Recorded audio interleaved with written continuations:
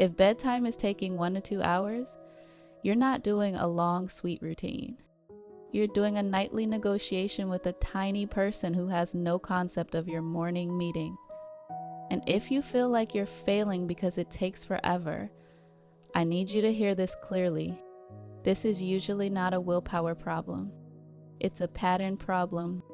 Hi, I'm Treasure, and I help exhausted, modern parents make baby sleep make sense in real life with calm, evidence-based support that actually fits your family. And I want to start with the fastest relief point because you need something that changes how tonight feels. If bedtime takes forever, your baby or toddler is not fighting sleep because they're stubborn or trying to control you. Most of the time, their body is either not ready for sleep yet, or it got a second wind and now it physically cannot downshift. By the way, if you want this laid out clearly, download my free guide, The Modern Parent Sleep Roadmap, the guide I wish I had at 2 a.m. And the link is in the video description and on the screen. Let's start with what's really driving this. When parents describe a 1 to 2 hour bedtime, I usually hear one of a few core setups. The first is timing that's just slightly off, which sounds small, but it creates a huge bedtime gap. If your baby is undertired, they can look tired, act tired, melt down like they're tired, and still not fall asleep because the sleep pressure isn't high enough yet. So you end up doing all the things, rocking, feeding, bouncing, walking laps like you're training for a marathon you did not sign up for. And if your baby is overtired, the opposite happens. They get that wired, fussy, frantic energy, and now the body is flooded with stress hormones that makes settling harder, not easier.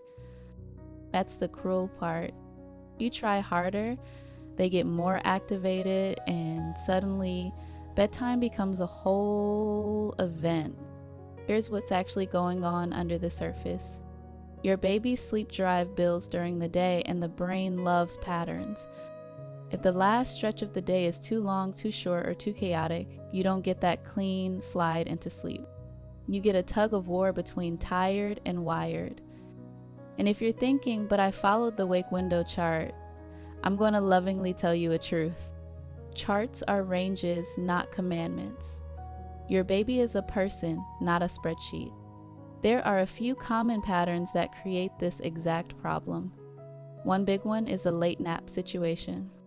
If the last nap runs too late, bedtime gets pushed, then you try to force an earlier bedtime anyway, and your baby is like, respectfully, no.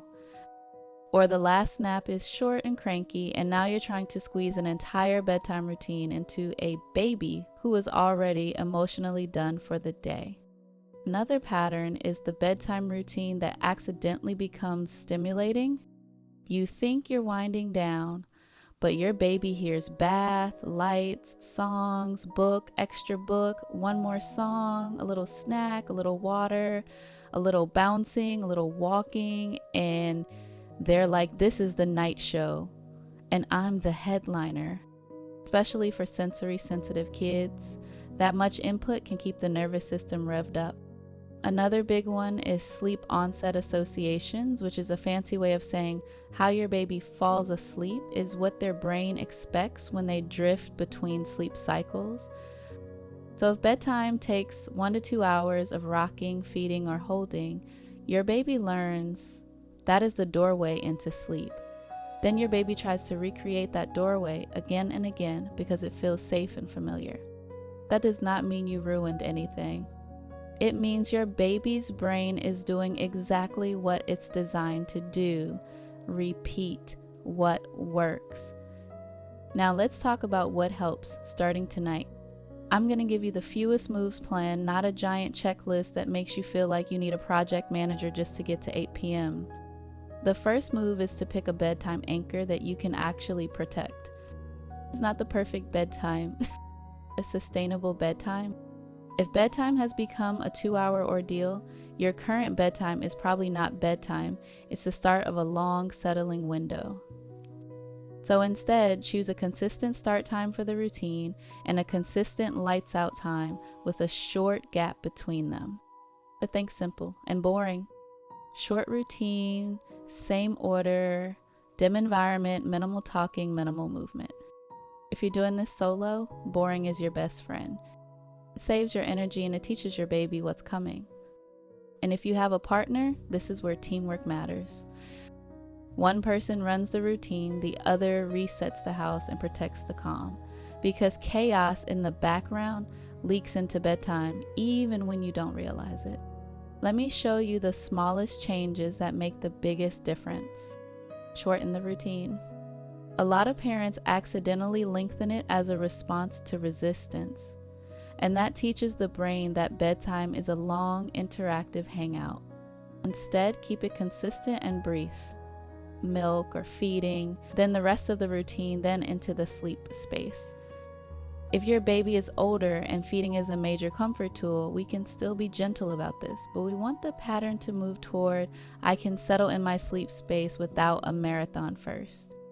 Next, adjust the timing by a little, not a lot. If your baby is taking forever to fall asleep, try shifting the timing in small increments and watch what happens for a few nights. Sometimes the solution is earlier because you're catching that first sleep wave.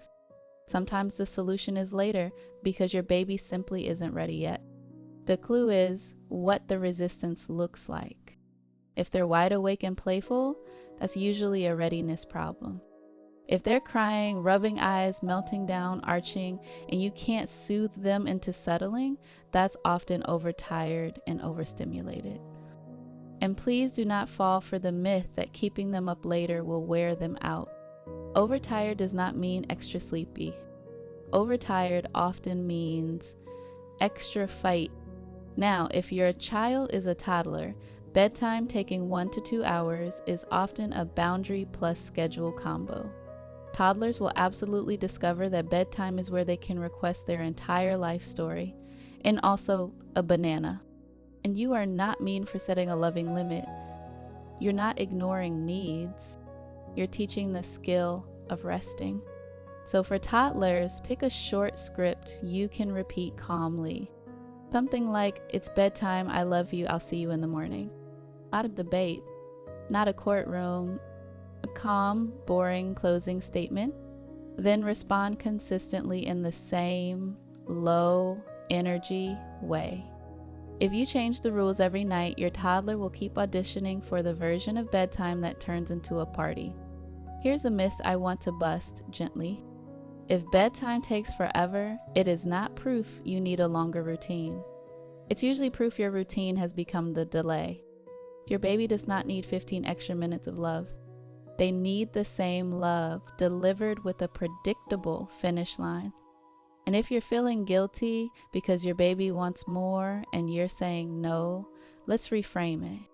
You are not withholding comfort. You are giving comfort and structure at the same time, which is what helps sleep become easier. Now let's talk about the environment piece, because this is often the invisible leak. If the room is too bright, too variable, too noisy in unpredictable ways, or too hot, it can stretch bedtime. White noise can help because it masks household sound. Darkness helps because it supports melatonin. A cool, comfortable room helps because bodies sleep better when they can downshift. For sensory sensitive kids, tags, seams, scratchy pajamas, or a strong scent can genuinely keep them alert. So if bedtime is consistently a struggle, it's worth simplifying what touches their body and what hits their senses. If this already feels like your exact household, here's the part I want you to hear with zero shame. If you've been stuck doing a 1 to 2 hour bedtime for weeks, you're not going to fix it with one magic sentence. You need a small plan that fits your baby's age, temperament, and your real schedule. And if you want that, this is where I can help. I have a master's in social work and am a certified pediatric sleep consultant and the founder and CEO of Rested and Renewed Pediatric Sleep Consulting. I'm also a toddler mom, so I understand the unique confidence toddlers bring to bedtime negotiations. If you want a plan that's clear, gentle, and realistic for your family, you can book a consultation with me through Rested and Renewed. And if you're not ready for that yet, start with my free Modern Parent Sleep Roadmap. Now, I want to give you one more practical piece that keeps parents stuck, and once you see it, you can stop accidentally reinforcing the 2-hour bedtime. When bedtime starts at one time and ends at a completely different time every night, your child's body never learns what bedtime actually means.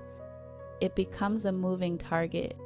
So even if you change nothing else this week, protect consistency. Same order, same tone, same endpoint. If your baby falls asleep after a long fight and then wakes up a lot overnight, that's not random bad luck. That's often the same pattern showing up again at night. Or stretched, chaotic bedtime can lead to more night wakes because the brain expects that same help to reconnect sleep cycles.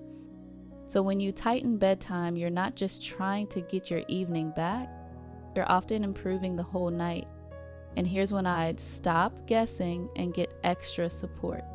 If your baby is having trouble breathing at night, loud snoring, gasping, pauses, or consistently labored breathing, that's a pediatrician conversation. If you suspect pain, reflux that seems severe, frequent vomiting, poor weight gain, repeated ear infections, or a sudden dramatic change in sleep that doesn't match a normal developmental shift, check in medically. And if you're feeling unsafe, dangerously sleep deprived, or you're stuck in a pattern where bedtime regularly takes 1 to 2 hours and nothing you try sticks, that's also a sign you deserve personalized support. You don't get a prize for suffering through this. You get your life back by getting the right plan. If you've been carrying this every night, the next layer is where things get dramatically easier. Because once you understand why your baby keeps popping back up and how to respond without creating a bigger battle, you stop feeling trapped in bedtime. Don't forget, download the guide, subscribe for more clarity, and tap this screen. Trust me on this one.